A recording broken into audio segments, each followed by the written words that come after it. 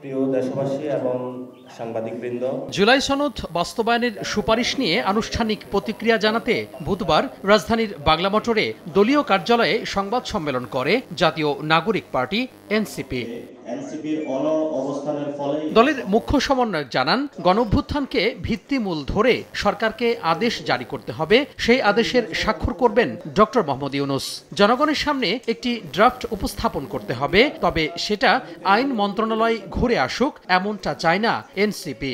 Doctor Yunus যিনি এই গণঅভ্যুত্থানের সরকার হিসাবে প্রধান উপদেষ্টা হিসাবে রয়েছেন, ওনাকে এই আদেশে সাইন করতে হবে এবং এই আদেশে সাইন করার জন্য উনি শহীদ মিনারে যাবেন। জনগণের সম্মুখে জনগণের যে ঐতিহাসিক যে সিদ্ধান্ত, সেটা জনগণের সম্মুখেই তাকে দিতে হবে।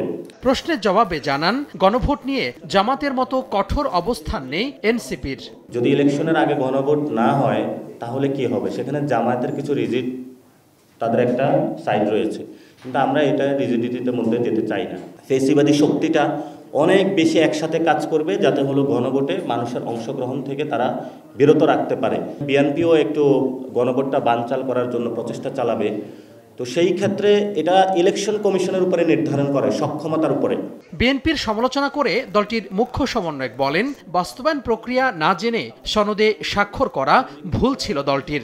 এখন তার মাসুল দিতে হবে। বিএনপির প্রতি আহ্বান থাকবে যে আপনারা নিজেদের ভুল অন্যদের উপরে চাপিয়ে দেওয়ার চেষ্টা করবেন না। আপনি সাইন করে ভুল করেছেন, আপনার দেখা উচিত ছিল যে বিলটা কি হয়। আমরা সেই দাবিগুলো দিয়েছিলাম, আমরা আপনাদের কাছেও গিয়েছিলাম।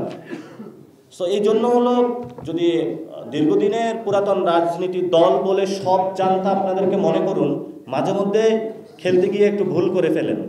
এখন এবার ভুল করে ফেলেছেন, এবার ভুলের কাফারা আপনারা আদায় করুন। এ সময় শাপলা প্রতীক না দিলে নির্বাচন কমিশনকে পরবর্তী পরিস্থিতি নিয়ে ভাববার প্রয়োজন আছে বলেও মন্তব্য করেন নাসির উদ্দিন। জনগণ যে সিদ্ধান্ত নেবে সেটা কিন্তু ভয়াবহ হবে আপনাদের সামনে।